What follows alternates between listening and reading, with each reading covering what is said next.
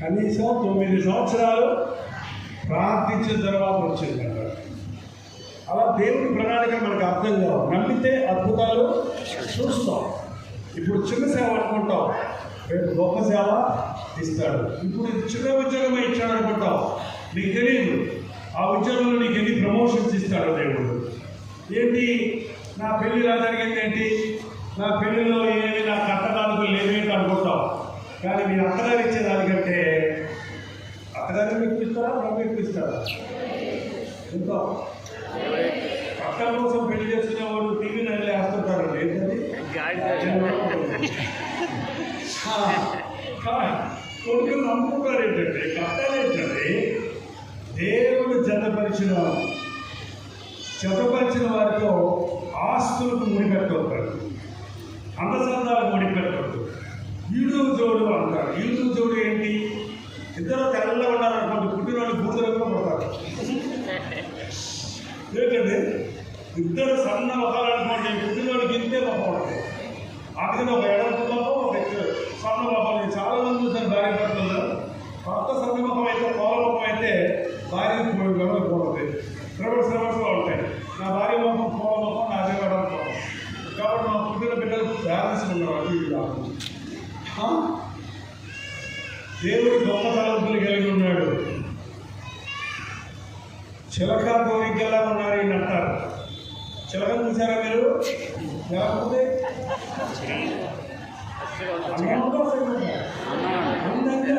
పచ్చగలరు ముక్కేసుకొని కూర్చోంటాడు. దానికి ఎవరితో పెళ్ళంట? కోరిక ఉంటుంది. దానికి రూపంలో పోవడం. మరి భర్త అట్టుంటే భార్య ఎట్టుంటే అట్టగే కదా. మనుషుల రూపాలు కాదు, మనసులు ముఖ్యం. పెళ్ళిళ్ళప్పుడు హృదయాలను జతపరుస్తాడు దేవుడు.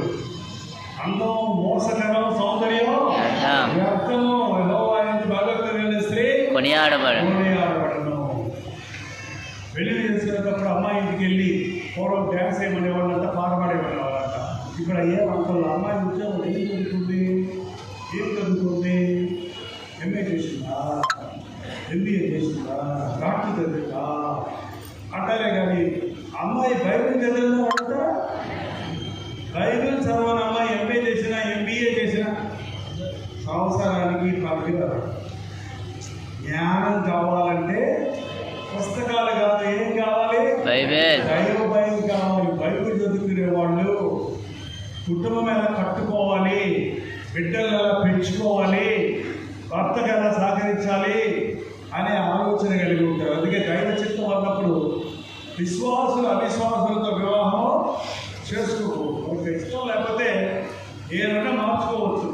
మీరు గంట సేపు చీరలు సెలెక్ట్ చేసుకొని మళ్ళీ ఇంటికి వచ్చాక మళ్ళీ తీసుకెళ్ళి నాకు ఈ రకం నచ్చలేదు నీకు కొరకు తెచ్చుకుంటారు కదా, అవునా? ఈ ఇల్లు ఇది కొనుక్కొని ఇది వద్దని అమ్మేసి మళ్ళీ కొనుక్కుంటుంటారు. కానీ భార్యను, భర్తను విడిచిపెట్టడానికి, మార్చుకోవడానికి మనసు మార్చుకోవాలే. కానీ వివాహమైన తర్వాత మరణము వరకు ఒకరినొకరు ఎడబారు. ఒక 2,000 రూపాయల చీరని నాణ్యం ఉందా లేదని పట్టుకొని చూసి అంతసేపు సెలెక్ట్ చేసుకుంటున్నాం. జీవితకాలం అంతా నీతో ఉండే వ్యక్తి విషయమై కడుపులో పెళ్లి చేసుకుంటే పైపై చూసేస్తే ఎట్లా? ఏంటంటే వివాహం అనే విషయంలో ఘనమైనది. వివాహం విషయంలో దేవుడి చిత్తం ఖచ్చితంగా ఎరగాలి. మీ చదువుల విషయంలో, ఉద్యోగాల విషయంలో దేవుడి చిత్తం లేకుండా కడుపు కూడా ముందుకి వేయకూడదు. దేవుడి చిత్తం తెలుసుకోవాలి. నా మనసు దేవుడు ఏం చెప్తే నేను చేస్తాను అని నీ మనసులో నీవు అనుకుంటే, ఆ బ్రదర్ అడిగారు, దేవుడికి మన ఆలోచనలు తెలుసు కదా, ప్రభా నీ చిత్తమే చేస్తాను, కుదిరితే చేస్తాను నువ్వు మనసులో అనుకుంటే దేవుడికి అది కూడా వినపడుతుంది కదా. దేవుడికి తెలుసు నీ మనసులో ఏమనుకుంటున్నావో. సాతానుకు కూడా ఎక్కడ తెలుస్తుంది? ఆడికి నీ పిల్లకి ఎప్పుడు ఇచ్చేసావు. సైతాను నీతోటే ఉంటున్నాడు. చాలామంది యెహోవా నా కాపరి అంటే మరి అనేక మంది వాళ్ళ సాతాను నా కాపరి. వాడు నన్ను విడిపడి ఎడబాయడు, నన్ను పొట్టుతో పోషించును, ఎక్కడికి పోయినా నష్టములు కష్టములు నాకు కలుగు చేయను, చీకటి వాళ్ళు పెడితే నాకు దెయ్యం పట్టును అని పక్కనే ఏం చేసినా ఫలిస్తాం లేదండి. ఎంత సంబంధించిన డబ్బులు పెట్టడం లేదండి. ఆ చెప్తున్నాడు చూడండి, మీకు దేవుడు తోడు లేడు, నష్టాన్ని దొంగ వాడెవడంట, దొంగ దోచుకునేవాడు నరహంతకుడు. నీకున్న దాన్ని దోచుకుంటానికి నీ తలంపులను చెదరగొట్టేవాడే వాడు. అటు చూడు ఇటు చూడు. ఏంటండి, ఏం తప్పు చేసింది ఆదాము అవ్వలు? ఏం తప్పు చేశారు? మొట్టమొదటిగా ఏం తప్పు చేశారు? వ్యభిచారం చేశారా? దొంగతనం చేశారా? ఏం చేశారు? తినకంటే ఫలాన్ని తిన్నారు. ఇంతేనా ఇంతేనా అంటే అన్నీ తినమన్నాడు ప్రభు. అక్కడికి ఎందుకు వెళ్ళిందేమో ఆమె చూసినప్పుడంట పండు కన్నులకు ఇరుపుగా కనపడిందంట, ఆహారానికి నోరు ఉన్నట్టు కనపడిందంట.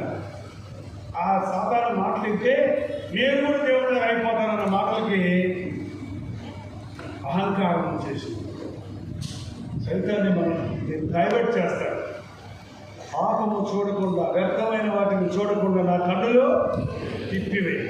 నీ ఆలోచనలు ఎరిగిన ప్రభువు, నీ హృదయ రహస్యాలు ఎరిగిన ప్రభువు నీ హృదయ వాంఛలు తీరుస్తాడు. నీ హృదయంలో దేవుని గురించి నీవు ఆలోచిస్తే, దేవుని కొరకు నీవు ఏది అడిగినా అది ఆయన ఇస్తాడు. నీ స్వార్థం కోసం అడిగితే ఇవ్వడం ఉంది. మీరు అడిగినప్పుడు మీ భోగాల నిమిత్తం అడుగుతున్నారు కాబట్టి దేవుడు మీకు ఇవ్వలేదు. కాబట్టి దేవుడి చిత్తం నిజంగా తెలుసుకోవాలని ఆశపడ్డ వారికి తన చిత్తాన్ని బయలుపరుస్తారు. ఇంకొక సమాధానం చెప్పి మనం బ్రేక్ తీసుకొని ఆ తర్వాత మళ్ళీ చిన్న వాక్యాలకు వెళ్దాం. ఎట్లా తెలుస్తుంది దేవుడి చిత్తము? ఎట్లా తెలుస్తుంది? దేవుడు తన చిత్తాన్ని వాక్యం ద్వారా తెలియజేస్తాడు. దైవజనులు వాక్యం చెప్తున్నప్పుడు ఆ వాక్యపు మాట ద్వారా తెలియజేస్తాడు. దేవుడి చిత్తము కొందరికి కళల ద్వారా, దర్శనాల ద్వారా కూడా తెలియజేస్తాడు. కొంతమందికి దేవుడు తన మెల్లని స్వరము కూడా వినిపిస్తాడు. కానీ ఒకరికి ఇది జరిగింది కాబట్టి నాకు ఇదే జరగాలి అంటే మాత్రం కుదరదు. నీతో ఒకలా మాట్లాడతాడు, నాతో ఒకలా మాట్లాడతాడు, మరొకరితో ఆయన ఇష్టం. కానీ దేవుని చిత్తము తెలుసుకున్నప్పుడు కళల ద్వారా మాట్లాడినా, సావుల ద్వారా మాట్లాడినా వాక్యముతో అది పోల్చినప్పుడు కరెక్ట్గా ఉండాలి.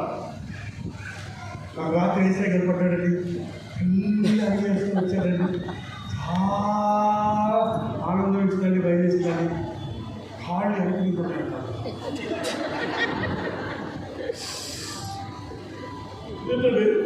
వెలుగుదూత వేషంలో సైతాన్ని కూడా మనకి దేవుడు మాట్లాడినట్టే మాట్లాడతాడు. కాళ్ళు ఎక్కింది రివర్స్లో ఉన్నాయంటే దేవుడు కాదు కదండి. రాత్రి దేవుడు మాట్లాడేది మర్చిపోయాడు అంటాడు. దేవుడు లేదు, నాకు దేవుడు మాట్లాడాడు, నాకు అర్థం కాలేదని అంటాడు. అర్థం కాకుండా మాట్లాడేవాడు కాదు మన ప్రభు.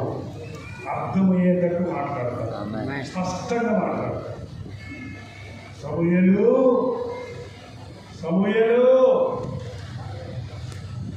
దేవుడు మాట్లాడా? ఏంటి అంతేనా? దేవుడు మాట్లాడు ఏం మాట్లాడు? సమూయేలు మాట్లాడు. అది కాదు కదా, ఇంకా మాట్లాడాల్సి ఉంటుంది. ఈ దాసుడు ఆలకించుతున్నాడు, సెలవిమ్ము అనేదాకా దేవుడు ఆయనతో పూర్తిగా మాట్లాడలేదు. దేవుడు అన్ని గొప్ప సంగతులు, ఇశ్రాయేలుకు జరిగే సంగతులన్నీ వారిని సమూయేలుకు బయలుపరిచాడు.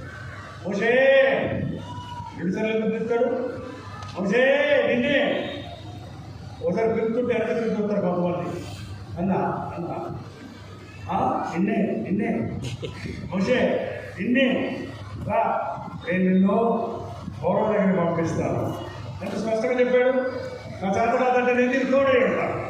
సో దేవుడు బొమ్మనేవాడు మాత్రమే కాదు, చేయమనేవాడు మాత్రమే కాదు, చేయడానికి శక్తి ఇచ్చేవాడు కూడా. అలాగే చెప్పండి.